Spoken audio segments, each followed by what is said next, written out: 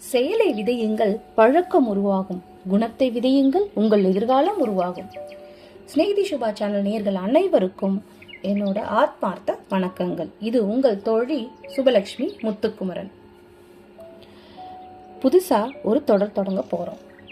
இதுல கிருஷ்ணனை பத்தி, கண்ணனை பத்தி, அவரு எப்படி வாழ்ந்துட்டு போனாரு, என்னென்ன சொன்னாரு, எந்தெந்த இதிகாசங்கள்லாம் வந்தாரு, எந்த புராணங்கள்லாம் அவரை பத்தி பேசுச்சு அப்படிங்கறத நம்ம பார்க்க போறோம். கிருஷ்ணன் ஒரு கடவுள், அவர் ஒரு பரமாத்மா அப்படின்னு நம்புறவங்க நிறைய பேர் இருக்காங்க.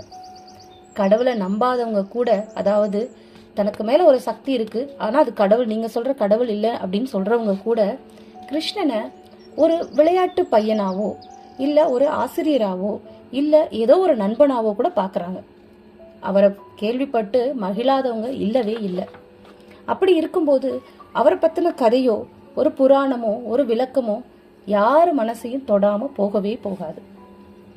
அந்த ஒரு நினைப்புலதான் இந்த தொடரை நான் ஆரம்பிக்கிறேன். கிருஷ்ணன், கண்ணன் அப்படின்னு சொன்ன உடனே எல்லார் மனசுலயும் என்ன வரும்?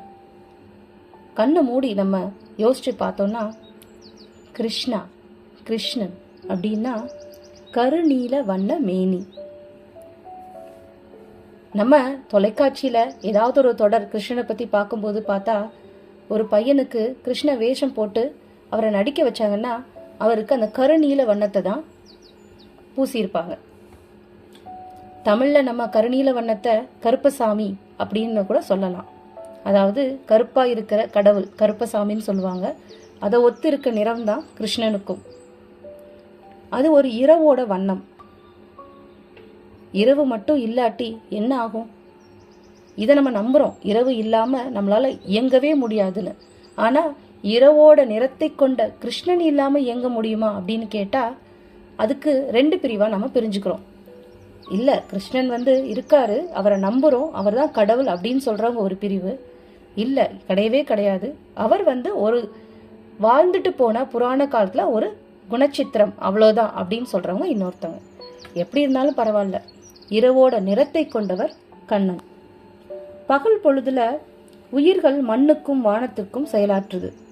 இரவு பொழுதுல எல்லாமே செயலற்று இருக்கு. ஓய்வு எடுப்பதனால தன்முனைப்பு என்ற ஒன்றே இல்லை இரவுல. பகல்ல செயல்பட தெம்பை தருவது இரவுதான். அந்த வகையில கிருஷ்ணனே நமக்கெல்லாம் சக்தி தருபவன் அப்படின்னு கூட நம்புறாங்க சில பேர். அவன் தலையில ரொம்ப அழகான மயிர் பீலி இருக்கும். அந்த மயிலை பார்த்த உடனே பீகாக் அப்படின்னு கடவுளை நம்பாதவங்க சொன்னாலும் அந்த மயில் இறக பார்த்த உடனே கிருஷ்ணன் ஞாபகம் வராதவங்க இருக்கவே முடியாது. கிருஷ்ணனை நிறமற்ற கருப்பன்னு சொல்றோம். ஆனா அவனோட மயிர் பீழில எத்தனை வகையான வண்ணங்கள் இருக்கு. அடுத்தது அவன் கையில வச்சிருக்க புல்லாங்குழல். மயிர் பீழில வண்ணங்களை பார்க்க முடியாது சில பேர் இருப்பாங்க, கண்ணில் காட்சி தெரியாதவங்க. அவங்களுக்கு அவனோட இனிமையான இசை அந்த புல்லாங்குழல் தான்.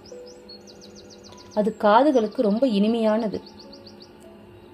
புல்லாங்குழலை பார்த்தாலும் சரி, மயிர் பீலியை பார்த்தாலும் சரி, எல்லாரோட ஞாபகத்துக்கும் கண்ணன் தான் வர்றான். மூணாவது கண்ணனோட அடையாளம் அவன் கழுத்துல போட்டிருக்க மாலை. வாசமிகு மலர்களால் உருவானது மாலை. மலர்களுக்கு நிறம், மனம், மென்மை, தேன், அப்புறம் தித்திப்பு, அப்புறம் கனமில்லாத லேசான தன்மை, இந்த 5 வகை குணம் இருக்கு. அதனாலதான் மாலை சூடுறத மங்களமா நினைக்கிறோம். இந்த மாலை எப்பவுமே கண்ணன் கழுத்துல இருக்கும். இப்போ கண்ணன் 3 விஷயம் தெரியுது இல்லையா? மயிர் பீலி, புல்லாங்குழல், மாலை. இது 3 கண்ணனோட அடையாளங்கள். கண்ணன் பல வண்ண வாழ்வை வடிவமைப்பவன். அவன் எப்போதும் மதிப்புக்குரியவன். அவனே ஒளி, அவனே ஒளி. உண்டு என்பாருக்கு, அதாவது கிருஷ்ணன் இருக்குன்னு சொல்றவங்களுக்கு அவன் பல வண்ணங்கள்ல மேஜிக்கா வருவான். இல்லைன்னு சொல்றவங்களுக்கும் கரிய இரவா இருப்பான். அந்த இரவு கூட எல்லாருக்கும் பயன்படுறதாவே இருக்கு. அதனால தன்னால ஏற்கிறவங்களையும் சரி மறுக்கிறவங்களையும் சரி சமமா ரட்சிக்கிறது தான் கிருஷ்ணனோட வேலை. கரிய இரவுல பிறக்கிறான் கண்ணன், அதே இரவுல வேற இடத்துக்கும் போறான். பெத்தவங்க ஒருத்தவங்க, வளர்த்தவங்க இன்னொருத்தவங்க. இந்த உலகத்துல பிறக்கிற குழந்தை எதுவா இருந்தாலும் அது அன்புக்கும் பாசத்துக்கும் உரிமையானது. ஒரு ரோட்ல பிச்சை எடுக்கிறவங்க கூட பிள்ளைய தன்னோட அரவணைப்புல தான் வச்சிருப்பாங்க, யார்கிட்டயும் விட மாட்டாங்க.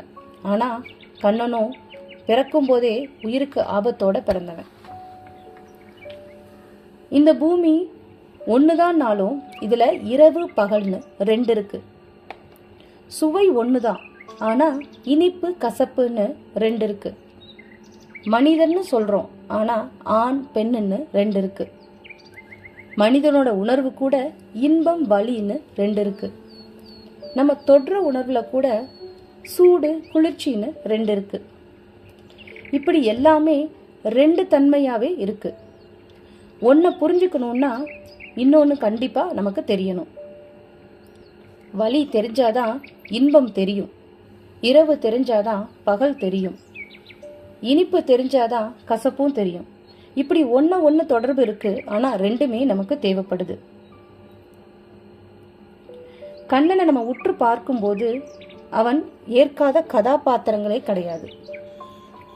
குதிரை வண்டிக்காரன்ற சாரதி, தூது செல்றது, மாடு மேய்ப்பது, குழல் இசைப்பது, வெண்ணெய் திருடுவது, மல்யுத்தம் புரிவது, அடி கொடுப்பது, அடி வாங்குவது, போதிப்பது, காதலிப்பது, எச்சரிப்பது, ஏமாற்றுவது, ஏமாறுவது, வணங்குவது, வணங்கச் செய்வது, நண்பனாக இருப்பது, சேவகனாக பணி செய்வது, வழிகாட்டியாக இருப்பது, காட்டிய வழியில் அவனே நடப்பது, முற்றாக கீதை நாயனாக என்ன கொண்டு வந்தால் எதை கொண்டு உன்னால் போக முடியும் அப்படின்னு உணர்த்துவது, மாறிக்கொண்டே இருப்பதா வாழ்க்கை அப்படின்னு எடுத்து சொல்வது.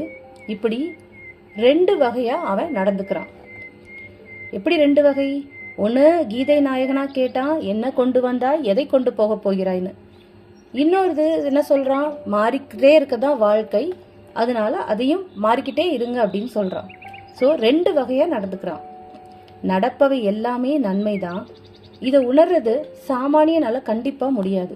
அதற்கு ரொம்ப பெரிய பிரம்ம ஞானம் வேணும். உயிர்கள்ல கண் போன்ற கண்ணனோட பாகவத லீலைகள்ல சில துளிகளை நாம இந்த தொடர்ல பார்ப்போம். இத எதுக்கு இந்த பாகவதத்தை கொண்டு வந்தான் கிருஷ்ணன், அதுல என்ன சொல்ல வரான், அதுக்குள்ளதான் அவனோட லீலைகளும் அடங்குது. இதை இந்த தொடர்ல நம்ம பார்த்துட்டு வந்தோம்னா நாம கண்ணனை பத்தி ஃபுல்லா புரிஞ்சுக்கலாம். பாகவதம் அப்படிங்கிற சொல்லே ஒரு ரொம்ப இனிமையான சொல். அதுக்குரிய ஒவ்வொரு விளக்கத்தையும் அடுத்தடுத்த பதிவுல நாம பார்க்கலாம். இந்த தொடர் ஆரம்பிச்சது உங்களுக்கு பிடிச்சிருந்தா கண்டிப்பா இத லைக் பண்ணுங்க, ஷேர் பண்ணுங்க, மறக்காம சப்ஸ்கிரைப் பண்ணுங்க. இது உங்கள் தோழி சுபலட்சுமி முத்துக்குமரன். இப்போது விடைபெற்ற அடுத்த பதிவுல உங்களை சந்திக்கிறேன். வணக்கம். ஹரே கிருஷ்ணா. வாழ்க வளமுடன். வெற்றியுமதே.